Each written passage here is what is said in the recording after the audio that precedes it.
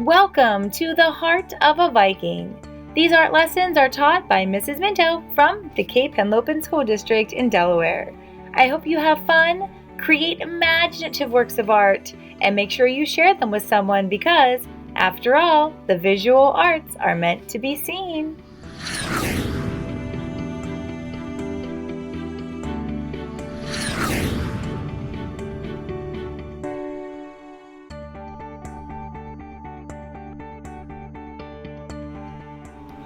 Hello Cape artists, and welcome back to another episode of the Heart of a Viking. In the videos today and this whole week, we're traveling to Africa and celebrating Earth Week all at the same time. So today's opportunity in art is to reuse some packaging items that we would normally just throw away or recycle. Today we're going to be choosing to use some smooth cardboard, like from a cardboard box, and some styrofoam, like from the top of an egg carton. And then we'll be learning about a style of artwork called Adinkra at the same time. So Adinkra is a style of printmaking where the artist carves into a surface, adds ink or paint to that design, and then presses it onto cloth or paper.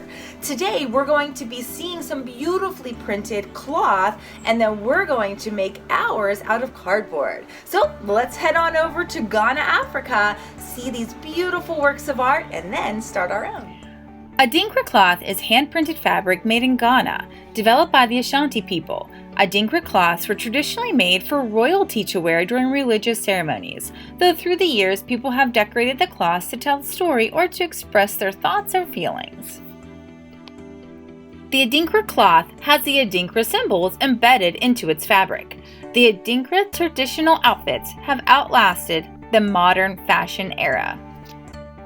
Adinkra cloth is stamped and patterned with traditional Ashanti symbols. Each symbol has its own meaning. People in Ghana decorated the cloth by using black dye made from bark. The dye is called Adinkra Adru, and it's what gives the cloth its name. Using the dye, they draw lines on the cloth divided into squares. Next, they carve symbols into calabash gourds and press the gourds into the dye, and then stamp the symbols onto the fabric.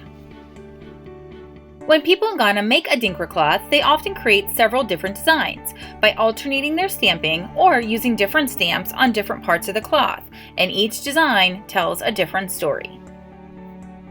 These are the Adinkra symbols. During our project today, you might need to come back to this page and pause it to look at the different symbols and their different meanings.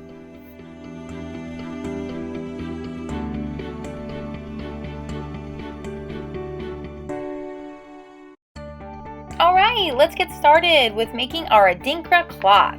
So first we're going to need some kind of styrofoam. This piece came from something from the produce department at the grocery store, and then I also have an egg carton. Either one will work. Then I need some pieces of cardboard. I need a large piece to actually create the artwork on, and then maybe a small piece that I'm going to use to cut up to make my little stamps. I'll need a piece of white drawing paper that's just like a piece of scrap to do some practice drawings on. A paintbrush that's kind of on the small side, and some acrylic paint. Any color will do. Since my cardboard was brown, I chose black because I knew it would show up. I need some white glue and a pair of scissors. Okay, so on this page you might want to pause and take a few moments to read over some of these Adinkra symbols, figuring out which one you think you would like to draw and which symbol you like the meaning of. Then once you've decided on one or two, then go ahead and replay the video and move on to the next step, which is your practice drawing.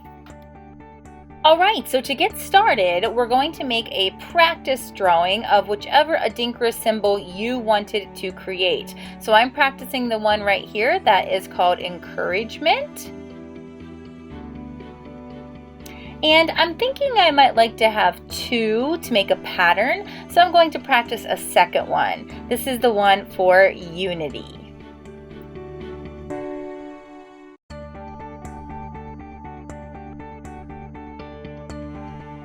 Alright, so now let's prepare our styrofoam. No matter what kind of styrofoam you're using, you just need a little square, or two maybe if you're going to be making two symbols. So I'm cutting off the flat side right here, and I'm also going to keep that little piece of scrap because I think I might need that too.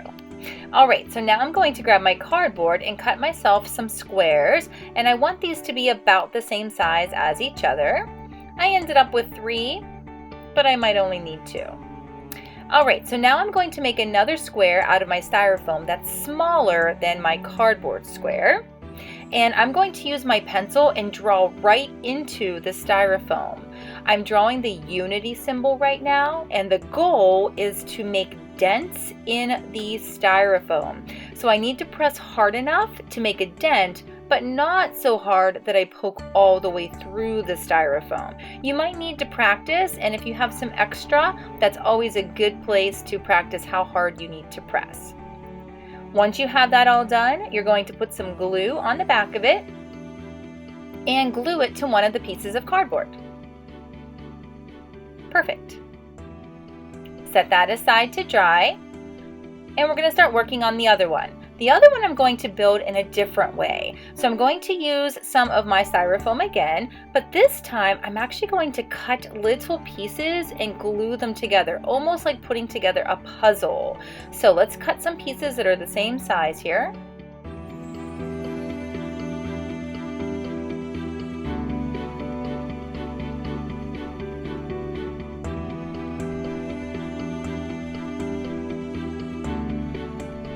Next, I'm going to use my pencil to draw on my cardboard where I want to glue those, and then put some glue on my pencil lines and start assembling my little puzzle. One thing I found that was kind of nice, the white glue is a little bit slippery whenever you're dealing with the styrofoam, but that also makes it easy to push the little pieces until you get them right into the right spot.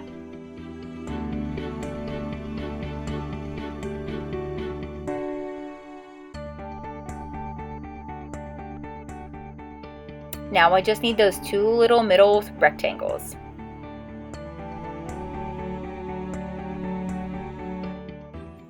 Okay, so now here's the hard part, waiting for those to dry. It's really important that those pieces are dry before you move on to the next step. I actually took mine and went to my bathroom and used the hair dryer on warm, low, and made it so that the glue dried a little bit more quickly. So if you have yours and you don't have time to wait and get it to dry, ask a grown-up if you can run to the bathroom and use the hair dryer to dry the glue a little more quickly. Alrighty, time to paint. Let's squeeze a little bit of that acrylic paint onto our scrap piece of cardboard. Grab your paintbrush, and we're going to paint only on the styrofoam pieces.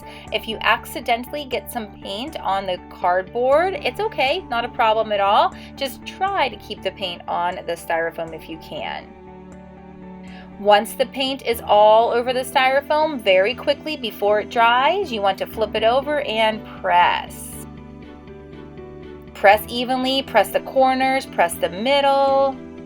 Yay, perfect. Okay, so now we're gonna try the other style. My unity symbol here is different. That's the one I carved with my pencil. So this time I'm putting paint everywhere. Again, probably not on the cardboard, but everywhere on the piece of styrofoam. Flip it over and press evenly to the corners, to the middle. And peel it off. Excellent. So remember, now we're making a pattern. So it's an AB pattern, which means I go back to my first symbol, which was my encouragement symbol. I need new paint every single time. And I always need to make sure that I press evenly, the corners, the middle. And once I feel like I've pressed it evenly, then I peel it off.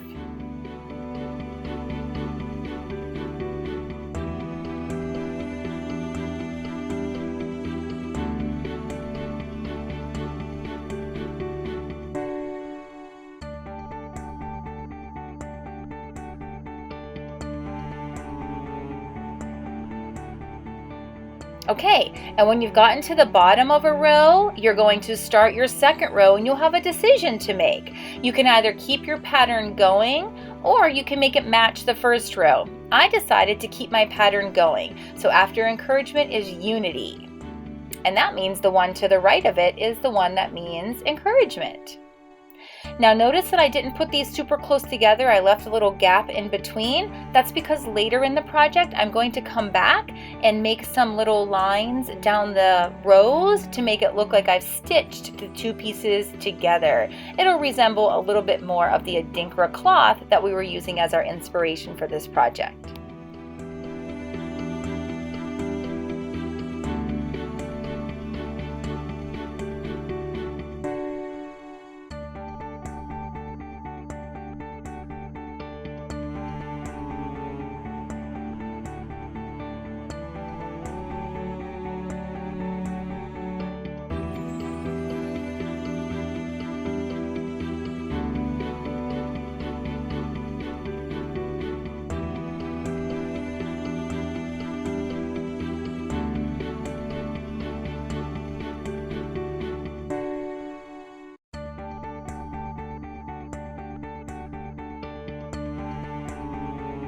Okay, so for the next one, I have a decision to make. I'm right on the edge of my cardboard and this isn't going to totally fit. So I could have just stopped and trimmed off that edge of my cardboard, but I decided to do half printings. Like my pattern continues, I just can't see it all. And when I did that, I discovered, hey, I only printed half of my stamp, so I could just use the other half. There was still paint there.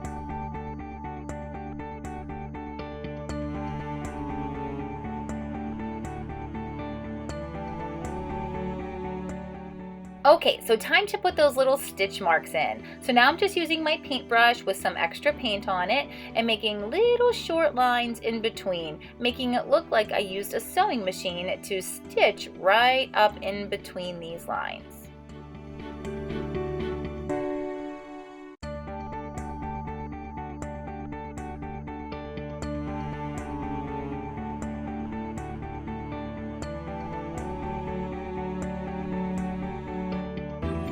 HOB artists, don't forget to hop on over to Artsonia to upload a photograph of your piece of artwork to your art portfolio.